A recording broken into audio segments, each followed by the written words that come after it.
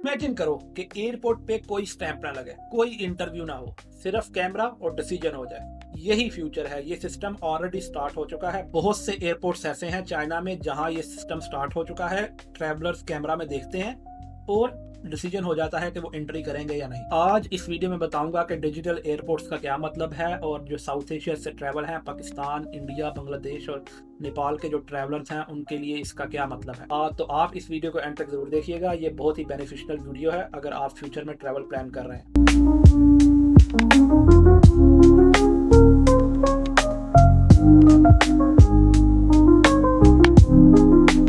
Hello viewers, अगर आप continuously travel करते हो या आपका जो है फ्यूचर में ट्रैवल का प्लान है तो इस वीडियो को इग्नोर करना गलती होगी।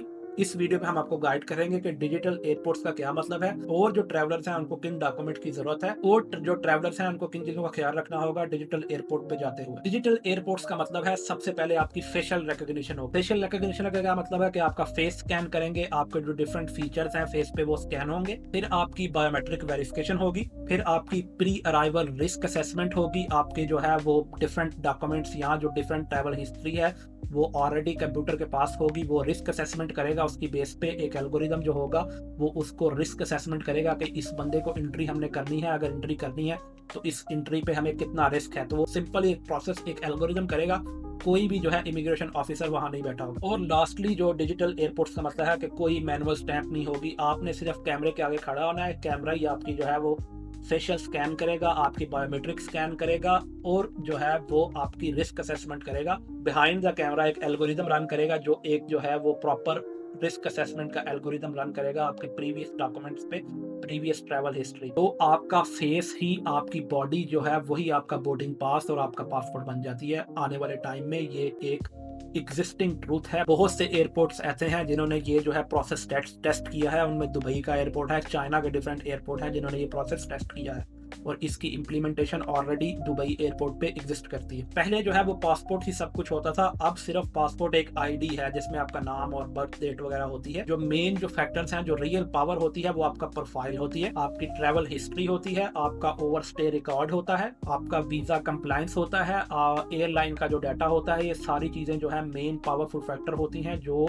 डिजिटल एयरपोर्ट्स एल्गोरिदम को ये इन्फॉर्मेशन अवेलेबल होती है जिसकी बेस पे वो इसका असेसमेंट परफॉर्म करता है। जब आप कैमरा के सामने एक डिजिटल एयरपोर्ट पे जाकर खड़े होते हैं तो बैक एंड पे जो सिस्टम रन कर रहा होता है वो ऑलरेडी आपको स्कोर कर चुका होता है कि इस बंदे को एंट्री करनी है या नहीं करनी। जो चीजें आजकल ट्रैक हो रही हैं डिजिटल एयरपोर्ट को इम्प्लीमेंट करने के लिए वर्ल्ड वाइड, उसमें सबसे पहले आपकी एंट्री और एग्जिट डेट्स हैं। उसके बाद सेकंड वीजा कंडीशंस हैं कि कौन सी ऐसी कंडीशंस हैं, कौन सी ऐसी वजूहात हैं जिसकी बेस पे इस बंदे को वीजा मिलना चाहिए। थर्डली जो है ओवरस्टे हैं। ओवरस्टे जो है आजकल रिकॉर्ड हो रहे हैं। अगर किसी बंदे ने किसी कंट्री में ओवरस्टे किया हुआ है तो वो बॉर्डर पे, इमिग्रेशन पे, एयरलाइन सिस्टम के साथ शेयर हो रहा है। और लास्टली अगर उसकी कोई ट्रैवल हिस्ट्री में डिपोर्ट्स वगैरह हैं, किसी जगह से डिपोर्ट हुआ है या उसको किसी जगह पे बैन हुआ है, ये सारी चीजें रिकॉर्ड हो रही हैं डिजिटल एयरपोर्ट्स पे एल्गोरिदम इंप्लीमेंट करने के लिए, जो एल्गोरिदम आपकी रिस्क असेसमेंट करेगा। ये डाटा कंट्रीज वर्ल्ड वाइड जो है वो शेयर कर रही हैं ऐसी कंपनी के साथ जो ये रिस्क एल्गोरिदम डेवलप कर रही है। जो ये रिस्क असेसमेंट का पैटर्न है जो डिजिटल एयरपोर्ट पे लगा होता है वो नेशनैलिटी नहीं देखता, वो आपका जो प्रूफ है, जो आपका पैटर्न है, जो आपका प्रोसेस है वो देखता है। इसने कभी ओवरस्टे तो नहीं किया, इसके ट्रेंड क्या है, ये एंट्री करता है तो एग्जिट टाइम पे करता है, इसका कोई इलीगल वर्क केस तो नहीं है, ये कहीं से बैन तो नहीं हुआ या इसने जो है कहीं से डिपोर्ट तो नहीं हुआ।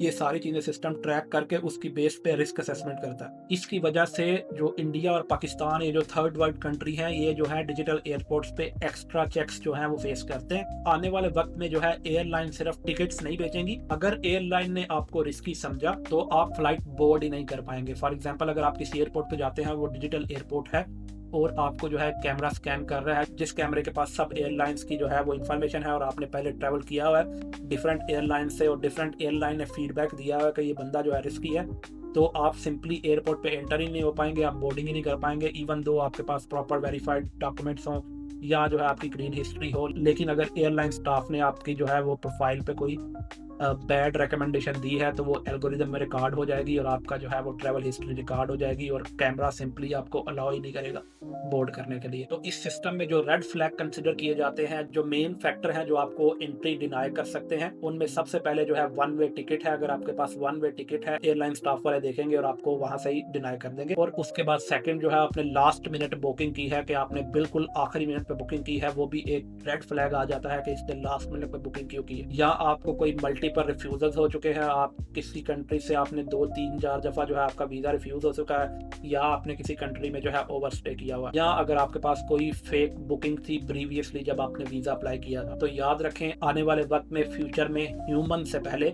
किसी भी इंसान से पहले आपको मशीन एनालाइज करेगी। अगर मशीन ने आपको अप्रूव किया तो ही आप किसी ह्यूमन से कांटेक्ट कर पाएंगे, अदरवाइज मशीन ने अगर आप पे डिनाइड कर दिया तो आप आगे इंटर ही नहीं कर सकते। तो इस आने वाले वक्त में डिजिटल एरा में आपने क्या करना है, अपना जो डिजिटल प्रोफाइल है, जो डिजिटल आपकी फाइल है, वो आपने क्लीन रखनी है। किसी भी कंट्री में आपने ओवरस्टे नहीं करना, शॉर्ट ट्रिप्स रखें, आपकी जो बुकिंग्स हैं वो रियल होनी चाहिए। आपने किसी भी कंट्रीज का जो वीजा है वो मिस यूज नहीं करना, अदरवाइज आपकी जो आने वाले वक्त में जो फ्यूचर प्रोफाइल है आपकी डिजिटल, उसमें इशू हो सकता है। तो याद रखें, इंसान जो है वो भूल जाते हैं, जो आजकल इमिग्रेशन ऑफिसर्स हैं जो एयरपोर्ट से बैठे हुए हैं वो आपकी प्रोफाइल भूल जाएंगे, लेकिन जो सिस्टम है, जो एल्गोरिदम है, वो सारी चीज़ें याद रखेगा।